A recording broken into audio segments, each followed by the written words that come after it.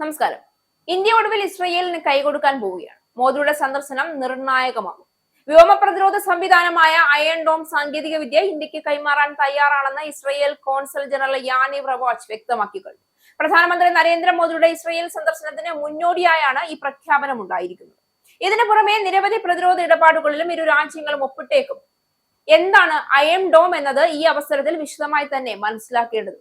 90കളിൽ വികസനം ആരംഭിച്ചെങ്കിലും 2006-ൽ ഹിസ്ബുള്ളക്കെതിരെ ഒരു മാസം നീണ്ടുനിന്ന രണ്ടാം ലെബനൻ യുദ്ധകാലത്താണ് ഈ വ്യോമ പ്രതിരോധ സംവിധാനം വിന്യസിക്കാൻ ഭരണകൂടം അനുമതി നൽകി. അയൺ ഡോം ഒറ്റയ്ക്ക് പ്രയോഗിക്കുന്ന ഒരു ആയുധമല്ല, റഡാറുകളുടെയും റോക്കറ്റ് വേദ മിസൈലുകളുടെയും ഒരു ശൃംഖലയാണ്. അവ എവിടെയൊക്കെ ഉണ്ടെന്നോ എത്രയുണ്ടെന്നോ ഇസ്രയേൽ സൈന്യം പുറത്തു പറഞ്ഞിട്ടില്ല. ഇത് ഇന്ത്യയുടെ പ്രതിരോധ ശേഷിയും സുരക്ഷാ നിലയും വളർത്തുന്ന ഒരു നിർണായക തീരുമാനമാണ്. ഇസ്രയേലിന്റെ നിർദ്ദേശപ്രകാരം ഇത് ആംസയിൽ മാത്രമായി തീരുന്ന ഒരു ഇടപാടല്ല, മറിച്ച് ടെക്നോളജി കൈമാറ്റം, സഹ ഉൽപാദനം, ദീർഘകാല പ്രതിരോധ പങ്കാളിത്തം എന്നിവയെ ഉൾക്കൊള്ളുന്ന ഒരു വലിയ നീക്കം തന്നെയാണ്. ഇന്ത്യയിൽ തന്നെ ഉപകരണങ്ങൾ നിർമ്മിക്കുന്നതിലൂടെ മേക്ക് ഇൻ ഇന്ത്യ പദ്ധതിയും ശക്തമായി മുന്നോട്ട് പോകാൻ ഇത് സഹായിക്കും. ഈ മേഖലയിൽ പുതിയ റിസർച്ച് ആൻഡ് ഡെവലപ്മെന്റ് യൂണിറ്റുകളും സ്ഥാപിക്കാവുന്നതാണ്. അതോടെ ഇന്ത്യയിലെ പ്രതിരോധ വ്യവസായത്തിനുള്ള വിദഗ്ധ തൊഴിലാളികളുടെ പ്രാവീണ്യവും വർദ്ധിപ്പിക്കാനാവും. അയൺ ഡോമിന്റെ ഇന്ത്യയിലെ സ്ഥാപനം രാജ്യത്തിന്റെ ആകാശത്തെ കൂടുതൽ സുരക്ഷിതമാക്കും.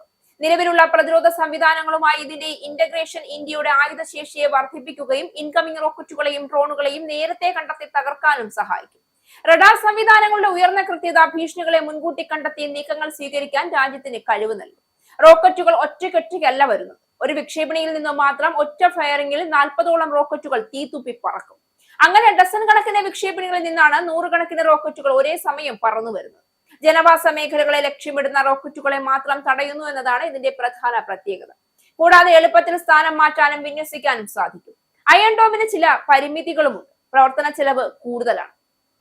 ഇസ്രയേലിന്റെ വ്യോമ പ്രതിരോധത്തിന്റെ താഴത്തെ പാളിയാണ് അയൺ ഡോം. ദീർഘദൂര ബാലിസ്റ്റിക് മിസൈലുകൾ പോലുള്ള വലിയ ഭീഷണികളെ നേരിടാൻ ഡേവിഡ് സ്ലിംഗ് ആരോ സിസ്റ്റം തുടങ്ങിയ മറ്റ് സംവിധാനങ്ങളെയാണ് ഇസ്രയേൽ ആശ്രയിക്കുന്നത്. ഒരേ സമയം നൂറുകണക്കിന് മിസൈലുകൾ ഉപയോഗിച്ചുള്ള വൻ ആക്രമണങ്ങളെ അതിജീവിക്കാൻ അയൺ ഡോമിന് ചിലപ്പോൾ സാധിക്കില്ല. ഇത് ഇന്ത്യയുടെ തന്ത്രപരമായ വിജയം ഉറപ്പാക്കുന്നതിലും സഹായകരമായി മാറും. പ്രത്യേകിച്ച് ഭൂപ്രദേശമായ ഭീഷണികളെ നിയന്ത്രിക്കാൻ ഇത് വലിയ സഹായകരമാകും.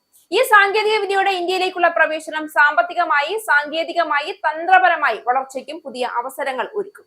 പ്രാദേശിക തൊഴിൽ സൃഷ്ടി, നിക്ഷേപ സാധ്യത വർദ്ധിപ്പിക്കൽ, ടെക്നോളജിയിൽ വിദഗ്ധ വളർത്തൽ എന്നിവയിൽ ഇത് പുതിയ വഴികൾ തുറക്കും. ആഗോളതലത്തിൽ ഇന്ത്യയുടെ ഭൂപ്രദേശപരമായ ശക്തി, പ്രതിരോധ മേഖലയിൽ നീതി, ആശയവിനിമയ ശേഷി എന്നിവയും ശക്തമാക്കാൻ ഇത് സഹായിക്കും. പ്രധാനമന്ത്രി നരേന്ദ്രമോദിയുടെ മുൻകൂർ സുരക്ഷാ നയവും അന്താരാഷ്ട്ര പങ്കാളിത്ത ധാരാളതയും ഈ രംഗത്ത് ഇന്ത്യക്ക് വലിയ നേട്ടങ്ങൾ നൽകുന്നു.